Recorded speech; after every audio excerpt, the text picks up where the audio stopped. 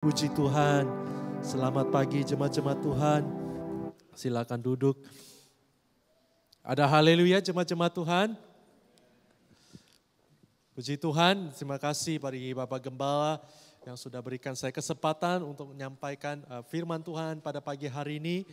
Dan pada pagi hari ini kita sama-sama membawa khotbah dalam firman Tuhan hari ini. Yaitu saya memberikan tema yaitu Truly Joy, ya. Truly joy artinya adalah kebahagiaan yang sejati. Kebahagiaan, kalau kita bicara tentang kebahagiaan, seringkali kata bahagia ini seperti perasaan. Kalau kata bahagia itu sebuah feeling, sebuah maybe keadaan di mana kita rasa bahagia. Seringkali kalau kita berkata bahagia, kita dalam imajinasi kita, pikiran kita adalah mungkin tersenyum, tertawa, ataupun keadaan yang sepertinya saat kita cuti, saat kita beli kereta baru, saat kita terima kunci rumah baru, kita bahagia. Ya, kita menemukan pasangan kita adalah sebuah kebahagiaan. Tetapi hari ini saya ingin kita sama-sama membawa kita dalam konteks kebahagiaan ya di dalam Tuhan. Kebahagiaan seperti apa sih kebahagiaan yang sejati? Kita akan sama-sama lihat di Matius 4. Kita akan sama-sama melihat Matius 4 ayat 1 sampai yang ke-12. Matius 5 ayat 1 sampai 12. Matius 5 ayat 1 sampai 12. Naiklah ia ke bukit, setelah duduk datanglah murid-muridnya kepadanya. Maka Yesus melihat murid-muridnya, ada typo, dan Yesus berkhotbah bahwa berbahagialah orang yang miskin di hadapan Allah, karena merekalah yang mempunyai kerajaan sorga. Berbahagialah orang yang miskin di hadapan Allah, karena mereka mempunyai kerajaan sorga. Lalu berikutnya, berbahagialah orang yang lemah lembut karena mereka akan memiliki bumi. Berbahagialah orang yang lapar dan haus akan kebenaran karena mereka akan dipuaskan. Berbahagialah orang yang murah hatinya karena mereka akan beroleh kemurahan. Berbahagialah orang yang suci hatinya karena mereka akan melihat Allah. Berbahagialah orang yang membawa damai karena mereka akan disebut anak-anak Allah. Berbahagialah orang yang dianiaya sebab kebenaran karena mereka mempunyai kerajaan surga. Dan berbahagialah kamu jika karena aku kamu dicela dan dianiaya dan kepadamu difitnahkan segala yang jahat. Bersukacitalah dan bergembiralah karena upahmu besar di surga. Kalau kita bicara tentang kebahagiaan, menurut dunia, menurut orang-orang yang di luar sana tak kenal Tuhan, mereka mencari kebahagiaan dengan, saya boleh katakan dengan cara yang berbeda dengan apa yang Yesus sampaikan. Kebahagiaan mereka, mungkin mereka pergi holiday, mereka pergi beli kereta yang baru, mereka mungkin pesta, mereka beli baju baru, mereka punya banyak kawan dan sebagainya. Tetapi firman Tuhan yang kita sampaikan pada hari ini adalah sangat bertentangan dengan apa yang kita lihat di luar sana, betul tidak? Sangat, saya boleh katakan sangat berbeda, sangat asing bagi kalau kita yang sudah baca tadi bahwa bagaimana kita menderita, kita boleh bahagia. Bagaimana kita murah hati, bagaimana kita melakukan kebenaran firman Tuhan, haus akan kebenaran firman Tuhan, boleh bahagia. Dan kita sama-sama selidiki apa arti kata bahagia ini. Arti kata bahagia ini adalah makarios. Makarios bukan seperti perasaan happy, tapi makarios adalah sejahtera, bahagia yang dalam. Boleh juga arti makarios adalah berkat datangnya dari Tuhan. Dalam bahasa Inggris adalah fulfill, dipuaskan. Jadi makarios ini bukan sekadar feeling, bukan sekadar perasaan. Saya coba bacakan ada sebuah quotes disampaikan oleh seorang pengkhotbah di Inggris. Dia katakan bahwa human happiness is something that dependent on chance and changes of life. Something which life may give, which life may also destroy. The Christian blessedness is completely untouchable and unassailable. Dalam bahasa Malaysianya, dalam bahasa Indonesia, kebahagiaan dunia bergantung kepada situasi dan perubahan hidup. Sesuatu yang bisa diberikan oleh kehidupan dan juga bisa dihancurkan oleh kehidupan. Tetapi kebahagiaan orang Kristen yaitu berkat yang sejati, tidak bisa disentuh dan tidak bisa diganggu oleh apapun. Jadi makarios itu bukan perasaan, makarios itu bukan keadaan seseorang. Makarios ini bukan bicara di mana kalau kita keadaan hidup kita baik-baik, kita bahagia, itu bukan makarios. Makarios artinya berkat yang tidak dapat diganggu, tidak dapat dicuri oleh orang lain. Makarios ini adalah bila kita miliki makarios ini, kebahagiaan ini yang Yesus sampaikan makarios, keadaan boleh mungkin keadaan yang sangat susah, mungkin situasi persoalan yang banyak dalam kehidupan kita, tetapi hidup kita miliki makarios ini, kebahagiaan ini. Berbeda betul. Berbeda betul. Kalau orang, saat sisa cuti kita bahagia, tapi saya kerja, Monday blues ya. Kembali lagi bekerja, susah, ya, happy. Seringkali ada muncul katakan TGIF. Ya, ada restoran namanya TGIF. Apa tuh? Thanks God it's Friday. Kenapa? Bagi mereka, saya harus menderita kerja hari Senin sampai hari Jumat. Dan hari Jumat mereka katakan TGIF. Thanks God it's Friday. Itu perasaan, betul tidak? Feeling. Tetapi makarios ini lebih dalam. Bukan sekadar perasaan, tetapi keadaan rohani seseorang tersebut. Sebab itu William katakan bahwa berkat, ya, kebahagiaan ini adalah tidak dapat disentuh, tidak dapat diganggu oleh apapun. Kita baca tadi ada 8 ucapan berbahagia, ya. Berbahagialah, berbahagia orang yang berbahagia. Seringkali ini juga kita boleh lihat di Matius lain. Di Matius 23 ada 7 celakalah. Ya, saya coba baca ya, Matius 23. Ini adalah perbandingan hidup, ya. Perbandingan hidup orang yang berbahagia dengan orang yang dikutuk, celakalah. Ya, Matius 23 ayat 13, saudara bisa catat bahwa celakalah kamu hai ahli Taurat, orang-orang Farisi, kamu orang-orang munafik, karena kamu menutup pintu kerajaan sorga di depan orang, karena kamu sendiri tidak masuk dan kamu merintangi mereka dan berusaha untuk masuk. Ayat 14, celakalah kamu hai ahli Taurat, orang-orang Farisi, hai orang-orang munafik, sebab kamu menelan rumah janda-janda, sedang kamu mengelabui mata orang-orang yang berdoa panjang-panjang. Sebab itu kamu pasti akan menerima hukuman yang lebih berat. Celakalah kamu hai ahli Taurat, orang-orang Farisi, hai kamu orang munafik, sebab kamu mengarungi lautan dan menjelajah daratan untuk mentobatkan satu orang saja menjadi penganut agamamu. Sesudah ia bertobat, kamu menjadikan dia orang neraka dan 2 kali lebih jahat daripada kamu sendiri. Wow, ini saya tidak teruskan baca ini ya. Ada 7 celakalah kamu, celakalah kamu. Jadi makarios bertentangan, ya. Ada kata lawannya, yaitu apa? Dikutuki, ya, dicelakalah kamu.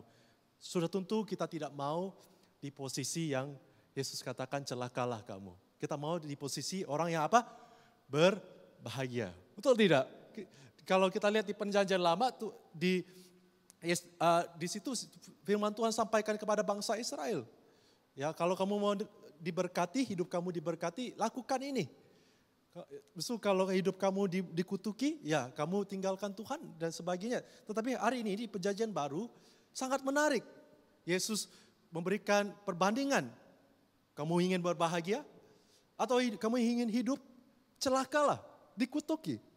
Sudah tentu kita mau belajar hari ini adalah kita ingin berbahagia di dalam Tuhan. Amin.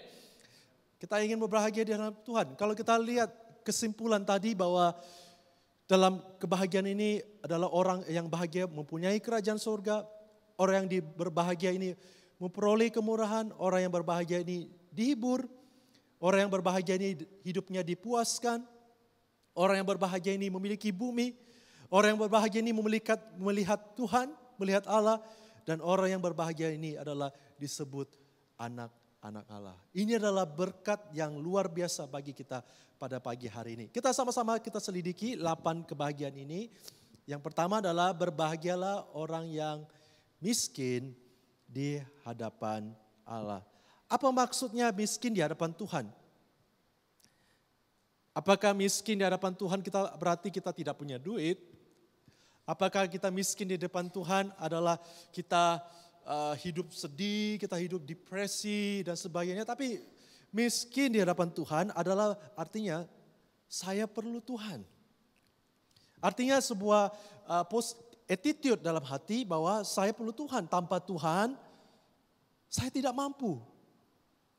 Tanpa Tuhan saya tidak kuat. Tanpa Tuhan saya tidak dapat menjalani hidup ini. Saya perlu Tuhan. Ini orang yang miskin di hadapan Tuhan. Di Yesaya 57 ayat 15. Sebab beginilah firman Tuhan yang maha tinggi dan yang maha mulia, yang bersemayam untuk selama-lamanya dan yang maha kudus namanya. Aku bersemayam di tempat yang tinggi. Ya betul, Tuhan tinggal di tempat tinggi, di tempat yang kudus. Tuhan yang kudus, dia tinggal di tempat yang kudus. Tetapi juga bersama-sama orang yang remuk dan rendah hati. Untuk menghidupkan semangat orang yang rendah hati dan untuk menghidupkan hati orang-orang yang remuk.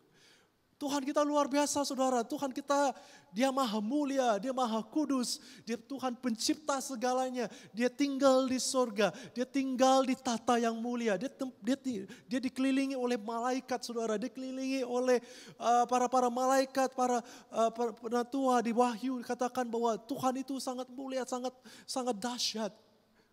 Orang dengar suara Tuhan saja bumi gemetar, tetapi firman Tuhan katakan bahwa tetapi juga aku bersama dengan orang yang remuk dan rendah hati. Kita apa yang menghalang kita untuk jadi miskin di hadapan Tuhan? Yaitu orang-orang yang sombong secara rohani. Orang yang sombong secara rohani artinya bahwa hidupnya saya tidak perlu Tuhan. Saya boleh lakukan ini sendiri, saya boleh jalani hidup ini tanpa Tuhan. Ya, tetapi kalau orang yang miskin di hadapan Tuhan, mereka lah mempunyai kerajaan surga. Kalau surga kita miliki, bagi Tuhan tiada yang mustahil, betul tidak? Bahwa kita perlu, posisi hidup kita adalah kita perlu merendahkan di hadapan Tuhan. Kita perlu mengandalkan Tuhan. Kita perlu berkata bahwa Tuhan aku perlu Engkau. Itu sebabnya kenapa kita perlu berdoa. Sebelum kita bekerja, sebelum kita bersekolah, sebelum kita melakukan sesuatu, sebelum kita ambil keputusan yang besar dalam kehidupan kita perlu berdoa. Kenapa? Karena kita datang kepada Tuhan. Tuhan, saya perlu Engkau Tuhan. Saya perlu petunjuk daripadamu Tuhan. Saya perlu kekuatan daripada Tuhan. Saya akan bacakan satu contoh di mana orang yang sombong secara rohani, yaitu di Wahyu 3 ayat 17 sampai 18. Karena engkau berkata, jadi ini kepada gereja Laodikia, karena engkau berkata pada gereja ini katakan bahwa aku kaya, aku telah memperkayakan diriku dan aku tidak kekurangan apa, karena engkau tidak tahu bahwa engkau malang dan sengsara, miskin, buta, telanjang. Maka aku menasihatkan engkau supaya engkau membeli daripadaku emas yang telah dimurnikan dalam api supaya engkau menjadi kaya, dan supaya engkau memakai pakaian putih, supaya engkau jangan nampak telanjang, dan supaya engkau memakai minyak untuk melumas matamu, supaya engkau dapat melihat. Bukan maksudnya, oh Tuhan harus minta kita pakai baju putih, harus kita beli emas daripada Tuhan. Ini maksudnya adalah keadaan rohani. Keadaan rohani gereja Laodikia. Gereja Laodikia adalah gereja yang paling kaya, gereja yang paling diberkati Tuhan, gereja yang sangat mewah. Boleh katakan gereja yang majority dia adalah orang-orang yang T20 lah. Oke, T20 artinya orang yang gajinya 20 ribu ke atas. Itulah. Nah mereka orang gereja yang kaya, mereka gereja yang diberkati Tuhan. Tetapi di hadapan Tuhan sangat sedih ya. Di hadapan Tuhan berkata kepada gereja ini, engkau malang, engkau sengsara, engkau miskin, engkau buta, engkau telanjang. Hei, bukankah mereka orang yang kaya? Bukankah mereka orang yang diberkati Tuhan? Tapi di hadapan Tuhan, mereka ini buta, telanjang. Jangan sampai kita berpikir bahwa kita sombong secara rohani, kita di hadapan Tuhan, kita ini miskin. Kita ini telanjang dan sebagainya. Kita harus datang kepada Tuhan dengan berendah hati. Kita menyadari bahwa kita perlu Tuhan. Amen. Justru kita perlu Tuhan. Orang ini adalah paling dekat memiliki kerajaan surga. Berikutnya kita lihat, berbahagialah orang yang berduka cita, karena mereka akan dihibur. Sepertinya bertentangan, betul tidak? Bagaimana untuk saya harus sedih, baru saya dihibur. Tapi penghiburan di duka ini, saya bacakan 2 Korintus 7 ayat 10. Oke, apa artinya berduka cita di dalam ini? Bukan berduka cita dalam ini bukan berarti kita baru putus girlfriend, kita baru putus boyfriend. Bukan artinya kita sedih karena duit kita dicuri dan sebagainya. Berduka cita di dalam ayat ini, yaitu 2 Korintus 7 ayat 10. Sebab duka cita menurut kehendak Allah menghasilkan pertobatan yang membawa keselamatan dan yang tidak akan disesalkan. Tetapi duka cita dunia menghasilkan kematian. Duka cita ini adalah duka cita karena menangisi ya mungkin kesalahan kita, dosa kita. Mungkin kita begitu sensitif dengan dosa, kita sedih. Sudah tentu orang yang tak sensitif dengan dosa dan sudah biasakan melakukan dosa, mereka tidak sedih. Tapi hidup kita menjaga hidup kita memperhatikan hidup kita, memperhatikan kata-kata kita, memperhatikan bagaimana hidup sehari-hari kita. Dan kita selidiki apakah ada dosa, ada kesalahan melalui hidup kita. Dan firman Tuhan katakan di saat itu juga kita dihiburkan. Amin, kita dihiburkan. Hidup kita duka cita karena daripada Tuhan adalah menghasilkan pertobatan. Duka cita daripada Tuhan adalah menghasilkan pertobatan, yaitu penghiburan daripada Tuhan. Berikutnya, berbahagialah orang yang lemah lembut. Lemah lembut karena mereka yang memiliki bumi. Orang lemah lembut, apa maksudnya lemah lembut? Apakah lemah lembut dia orang yang lembut? Dia orang yang seperti pondan, ya. Bukan, lemah lembut dalam Alkitab adalah juga berkata rendah hati. Ya, rendah hati. Dia tidak memaksa kehendak dia. Ya, dia tidak memaksa kehendak dia. Dia tidak mencari pujian, dia tidak memusatkan hidupnya. Dia ada penguasaan diri. Boleh katakan juga Yesus ada orang yang pribadi lemah lembut. Karena apa? Di Filipi 2 ayat 6 ayat 11 sampai 11, walaupun dalam rupa Allah, dia tidak menganggap kesetaraan dengan Allah itu sebagai milik yang harus dipertahankan.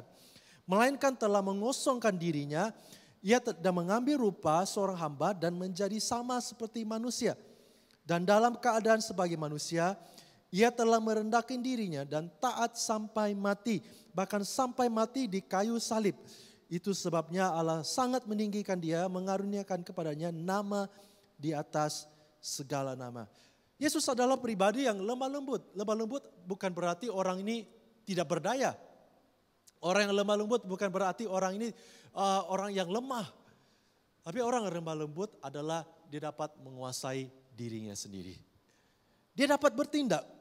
Firman Tuhan yang kita bacakan tadi bahwa Yesus dia mengosongkan dirinya, dia menjadi manusia. Artinya apa? Di saat dia dianiaya, saat dia diludah, saat dia disakiti, saat dia disalibkan, bahkan sampai kayu salib, dia tetap taat terhadap perintah Tuhan. Bahkan dia tidak membalas. Kalau kita melihat bahwa posisi Yesus, dia punya segala-galanya. Dia boleh perintahkan malaikat untuk malaikat turun, ya, hancurkan umat manusia, tolong saya, ya, bebaskan saya. Tetapi firman Tuhan kita bacakan bahwa dia taat sampai di kayu salib. Artinya apa? Orang yang lemah lembut adalah orang yang tidak salah menggunakan kekuasaan yang dia miliki. Amin. dia dapat menguasai diri sendiri. Dia dapat hidup dengan kasih, hidup dengan taat kepada Tuhan. Berikutnya, berbahagialah orang yang lapar dan haus akan kebenaran. Orang yang lapar dan haus akan kebenaran. Karena merekalah yang akan dipuaskan. Haus dan lapar akan kebenaran karena merekalah dipuaskan. Seringkali hidup kita susah untuk haus dan lapar akan kebenaran karena kita dikenyangkan dengan perkara-perkara yang lain. Kita menghabiskan begitu banyak masa waktu untuk perkara-perkara yang lain sehingga kita tidak punya masa, kita tidak punya kapasitas untuk haus dan lapar akan kebenaran firman Tuhan. Orang yang haus dan lapar itu adalah orang yang desperate, orang yang berkata bahwa saya tidak mau yang lain, saya mau akan kebenaran. Saya mau akan kebenaran. Saya tidak mau kompromi, saya tidak mau dipuaskan dengan perkara-perkara yang lain selain hanya kebenaran firman Tuhan. Mazmur 42 ayat 1 katakan bahwa jika jiwaku haus akan Allah. Jiwaku haus akan Tuhan. Jiwaku haus akan pribadi Tuhan. Saya bangun pagi, perkara yang pertama adalah saya haus dan lapar akan kebenaran. Saya haus akan lapar pribadi Tuhan. Karena apa? Disitulah kamu dipuaskan. Seperti contoh kalau saudara balik habis dari ibadah, saudara tentu majority daripada kita lapar, betul tidak? Ada yang sebagian kita tidak breakfast, ada sebagian kita mungkin breakfast tapi setelah ibadah, setelah habis gereja kita lapar. Dan kita pergi ke restoran, saudara tentu ekspektasi kita pergi ke restoran adalah untuk kita dikenyangkan, betul tidak? Right? Coba bayangkan saudara pergi ke restoran dan saudara duduk dan saudara sampai restoran, orang ini khotbah kepada saudara. Orang waitress ini dia khotbah kepada kamu, dia katakan, kamu orang Kristen ya? Ya, saya orang Kristen. Saya juga orang Kristen. Wah, gereja mana dan sebagainya. Wah, boleh saya doakan bagi kamu. Wah, dia doa 30 menit saudara. Oke, dia 30 menit doakan, Tuhan berkati brother ini, waitress ini doa bagi kamu. Ini setelah waitress ini berdoa bagi kamu, dia bolehkah saya sharing firman Tuhan? Waitress ini, karena kita Kristen kan, saya sharing sedikitlah firman Tuhan. Kita sama-sama sharing firman Tuhan. Sudah tentu, saudara tidak senang. Ya betul, saya betul senang didoakan. Saya betul senang ada sharing firman Tuhan. Please, saya lapar. Boleh tak kamu bawa makanan bagi saya? Right? Perut kita perlu diisi dengan makanan, betul. Rohani kita juga. Rohani kita, perkara-perkara dalam rohani kita, kelaparan roh kita tidak dapat dipuaskan dengan perkara yang ada di dunia ini. Kita tidak dapat dipuaskan oleh perkara yang sementara di dunia ini. Roh perlu dipuaskan melalui roh. Kita ada tubuh, jiwa, dan roh. Kalau kita mencari selain perkara rohani untuk memuaskan roh kita, sudah tentu kita tidak akan pernah dipuaskan. Dan perkara rohani itu apa? Yaitu kebenaran dalam kehidupan kita. Kebenaran. Tuhan akan memenuhi hati orang yang sungguh lapar dan haus akan kebenaran Tuhan. Kita jangan malas. Kita jangan menjadi orang yang malas secara rohani. Kita jangan menjadi orang yang lazy. Tetapi kita jadi orang yang lapar dan haus. Berikutnya, berbahagialah orang yang murah hatinya, karena mereka beroleh kemurahan. Murah hati, mereka akan beroleh kemurahan. Efesus 4 ayat 32, tetapi hendaklah kamu ramah terhadap orang yang lain, terhadap seorang yang terhadap yang lain, penuh kasih, mesra dan saling mengampuni.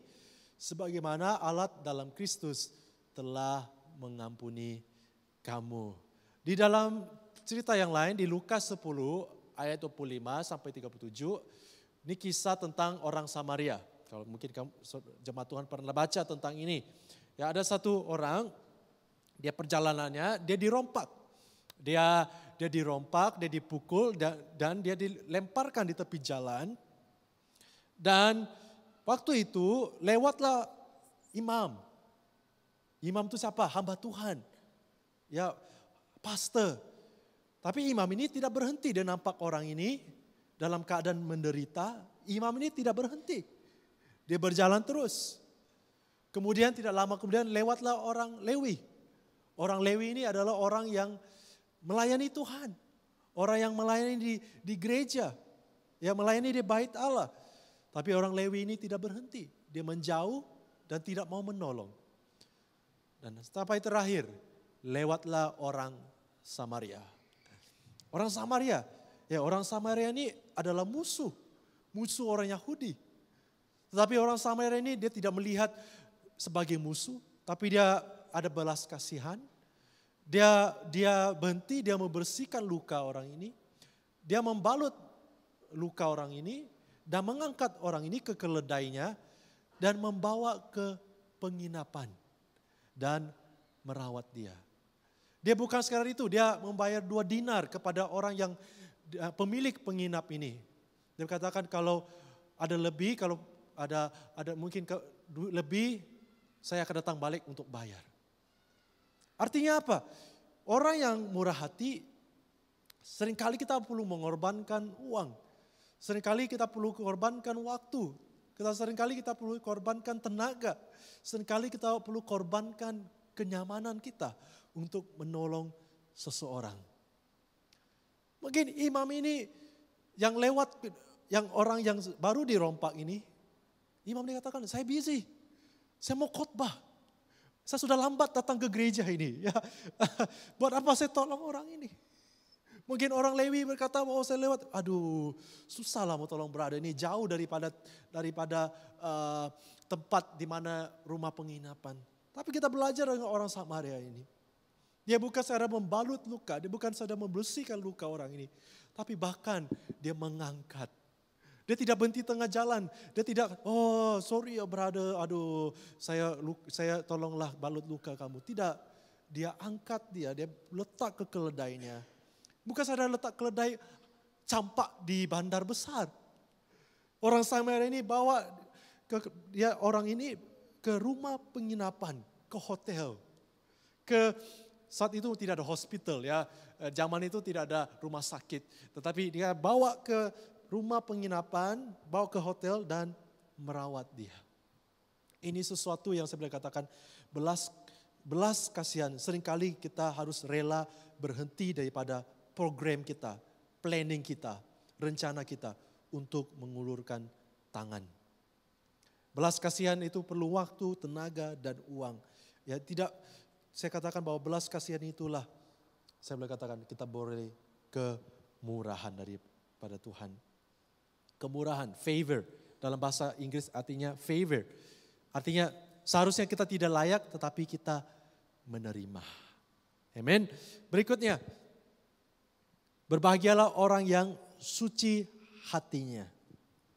Berbahagialah orang yang suci hatinya karena mereka akan melihat Allah. Mereka akan melihat Tuhan. Orang yang suci hatinya artinya hati yang tidak bercabang. Orang yang tidak pura-pura. Dia hidup jujur, dia hidup murni. Ya, orang yang suci hatinya adalah motivasinya benar. Begitu banyak orang di luar sana melakukan kebaikan, tapi motivasinya salah. Ya, dia lakukan kebaikan tapi ingin famous. Dia ingin terkenal, dia mungkin panggil mungkin para wartawan, dia panggil mungkin berita ataupun dia post di sosial media, hey saya sudah lakukan kebaikan ini. Tapi orang yang suci hatinya adalah motivasinya benar. Tidak ada yang lain. Ya kita harus bertanya, mengapa saya lakukan itu? Sebelum kita bertindak, mengapa saya lakukan itu? Kenapa? Orang suci hati dapat melihat Tuhan. Orang yang suci hatinya sangat mudah untuk dapat rasakan hadirat Tuhan. Mungkin kita sukar untuk, saya cari Tuhan, saya berdoa. tak dapat rasa apa-apa pun. Ya, saya sudah cari Tuhan, saya sudah setia dengan Tuhan. Seringkali kita perlu selidiki hati kita. Apa isi hati kita? Apa motivasi kita? Apakah kita datang dengan Tuhan karena kita perlu berkat daripada Tuhan? Apakah kita motivasi kita mencari Tuhan karena mungkin ada something yang kita mau Tuhan lakukan. Ya betul, firman Tuhan katakan mintalah, ketoklah, carilah. Ya, tetapi kita juga harus menjaga hati kita, motivasi kita. Kita datang kepada Tuhan karena kita ingin dekat dengan Tuhan. Kita ingin bersekutu dengan Tuhan. Bukan saat kita datang pada Tuhan, saat kita perlu Tuhan. Amen. Suci hatinya kita melihat Tuhan. Berikutnya yang ketujuh. Berbahagialah orang yang membawa damai. Karena mereka akan disebut anak-anak Allah. Orang yang damai adalah disebut anak-anak Tuhan. Ya, itu juga pribadi Yesus. Efesus 2 ayat 14 bahwa dulunya kita adalah musuh Tuhan. Tetapi karena Yesus datang di dunia ini memperdamaikan kita antara kita dengan Tuhan. Orang yang suka membawa damai, kemana dia pergi dia membawa damai adalah anak Tuhan. Berarti orang yang suka bawa kekacauan tuh anak siapa? Anak iblis, ya kan? Anak iblis bertentangan, ya kan? Di mana dia pergi dia bawa kekacauan, di mana dia pergi bawa perpecahan, di mana dia pergi, selalu buat seorang saling sakit hati. Hidup kita harus membawa damai. Jangan kita menjadi minyak bagi api orang. Betul sis, betul brother. Satu family macam tu. Bapak dia pun macam tu. Dia punya anak pun macam tu. Memang betul-betul, memang dia jahat. Dia memang tak boleh pakai lah. Itu orang yang membawa perpecahan. Itu adalah orang yang saya boleh katakan mencari kesalahan orang lain. Tetapi orang yang membawa damai adalah kita jadi kipas. Ya, kita jadi kipas bagi api orang lain. Sabar ya sis. Ya mungkin dia ada problem yang besar, dia kasar mungkin karena mungkin dia tidak tahu bagaimana untuk memperlakukan orang dengan sopan dan sebagainya. Ya mungkin setiap orang berbeda lah, cara orang pikir setiap orang berbeda. Kita mau bawa damai kemana kita pergi. Karena disitulah disebut anak-anak Allah. Amin. Kita miliki karakter seperti Bapa kita yang di sorga, yang memperdamaikan manusia dengan Tuhan. Kita jangan cari drama, oke? Kita jangan cari konflik, kita jangan cari gosip, tapi kita menjadi pembawa damai kemana kita pergi. Yang berikutnya, yang terakhir, adalah berbahagialah orang yang dianiaya oleh sebab kebenaran. Karena mereka lah yang mempunyai kerajaan surga. Berbahagialah orang yang dianiaya sebab kebenaran. Karena mereka lah mempunyai kerajaan surga. Sebagai orang percaya, kita harus siap ditolak karena kebenaran. Kita siap menderita karena kebenaran. Kita siap mungkin dibully. Mungkin kita harus siap mungkin dikata-katakan orang lain karena kita hidup benar. Ya kita tidak mau terpengaruh, kita tidak mau compromise. Kita jangan ikut-ikut dengan orang lain. Kenapa? Karena kebenaran. Karena mereka lah mempunyai kerajaan surga. Kita punya, ya firman Tuhan katakan kita adalah duta kerajaan surga. Betul tidak? Kita adalah wakil. Dan firman Tuhan di ayat yang lain katakan bahwa kita bukan berasal dari dunia. Kita orang percaya. Dunia ini bukan rumah kita. Dunia ini hanya tempat persinggahan kita. Dunia ini hanyalah sementara. Tapi rumah yang kekal adalah di sorga. Rumah yang kekal, tempat tinggal kita yang kekal adalah kerajaan sorga. Sebab itu kita menjadi duta, menjadi wakil daripada Tuhan. Apakah hidup kita adalah penuh dengan kebenaran firman Tuhan. Dan yang terakhir, ayat yang berikutnya, bahwa berbahagialah kamu. Tadi cara Yesus berbicara, berbahagialah orang, berbahagialah orang, berbahagialah orang. Sepertinya Yesus bicara tentang pribadi, orang lain. Tetapi ini tertuju kepada para pendengar, berbahagialah kamu jika karena aku kamu dicela dan dianiaya, dan kepadamu difitnahkan segala yang jahat. Bersukacitalah dan bergembiralah karena upahmu besar di surga. Sebab demikian juga telah dianiaya nabi-nabi yang sebelum kamu. Orang pribadi yang kita baca tadi, yang dianiaya karena kebenaran, firman Tuhan katakan kamu juga sama level dengan nabi-nabi sebelum kamu. Luar biasa. Baru-baru ini saya ada nonton sebuah film, sebuah movie yang lama, bertajuk Silence, ya, movie 2018. Ini movie, saya rasa movie berdasarkan real story lah. Tapi bukan real story, tapi berdasarkan real story. Yaitu kekristenan di Jepun, ya, awal-awal mulanya kekristenan di Jepun. Saya nonton film itu, betul-betul saya berpikir, wow, saya seorang Kristen di Malaysia ini sangat berbeza dengan orang Kristen di Jepun. Karena zaman itu masih zaman kerajaan Jepun, Raja Jepun, sangat menentang dengan orang Kristen. Jadi orang Kristen yang di Jepun itu mereka ditangkap, mereka dianiaya. Ada satu yang cerita, ya, di cerita ini ada babak momen yang saya tidak boleh dapat tahan, yaitu mereka diterbalikkan. Jadi orang ini diterbalikkan dan di bagian leher mereka ada luka kecil dipotong. Jadi biasanya kalau orang diterbalikkan dalam berapa jam mereka akan mati. Karena apa? Pendarahan mereka penuhi otak mereka. Tetapi Raja Jepun ini sangat jahat.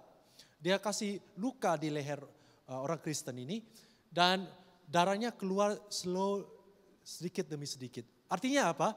Orang ini tidak langsung mati, ya, tidak langsung pendarahan otak, tetapi dia mati karena darahnya keluar sedikit demi sedikit. Saya lihat betul-betul jahat, ya. Karena apa? Raja ini tahu orang Kristen suka mati.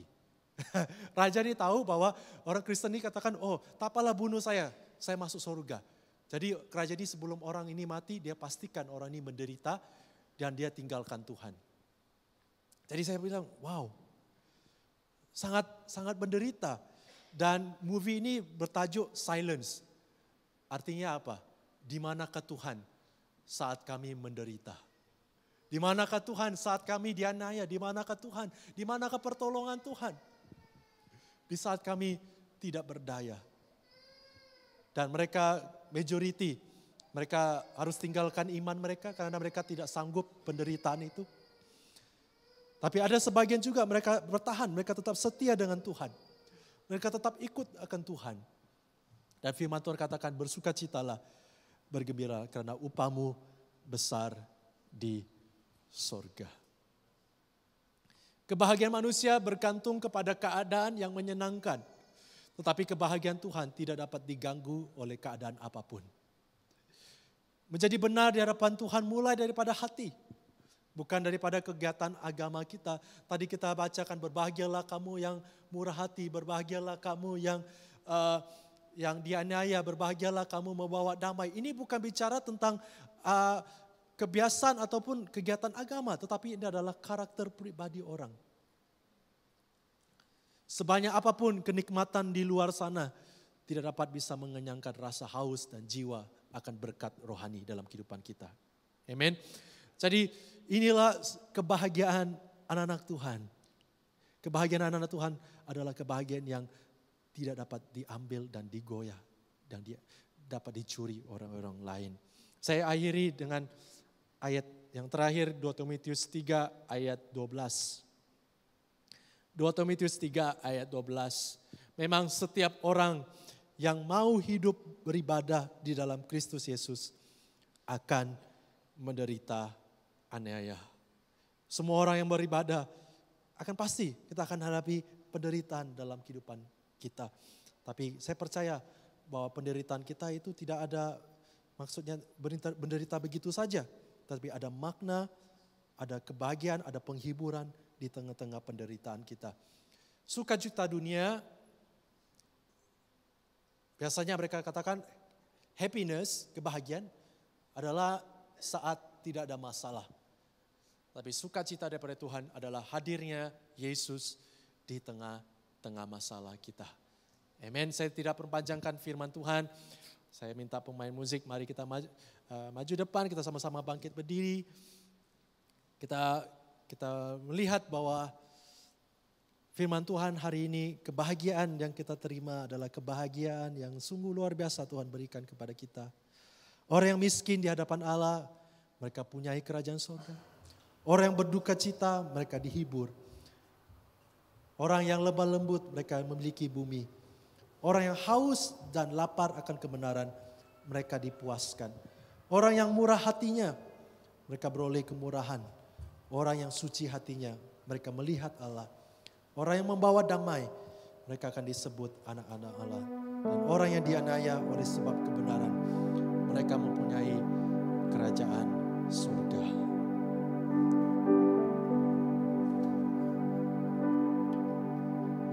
Maukah kita hidup bahagia di dalam Tuhan? Bahagia yang kekal, kebahagiaan yang sejati. Bukan sekadar bahagia perasaan, bukan sekadar bahagia bergantung kepada keadaan, tapi bahagia yang kekal dalam kehidupan kita. Maukah engkau hidup dipuaskan? Dipuaskan, bahkan melimpah dalam kehidupan kita. Maukah engkau hidup menerima kemurahan yang luar biasa daripada Tuhan? Seharusnya engkau tidak layak, tetapi engkau menerimanya. Kemana kita pergi? Ada kemurahan, ada favor dan favor daripada orang lain. Karena Tuhan ada di dalam kehidupan kita.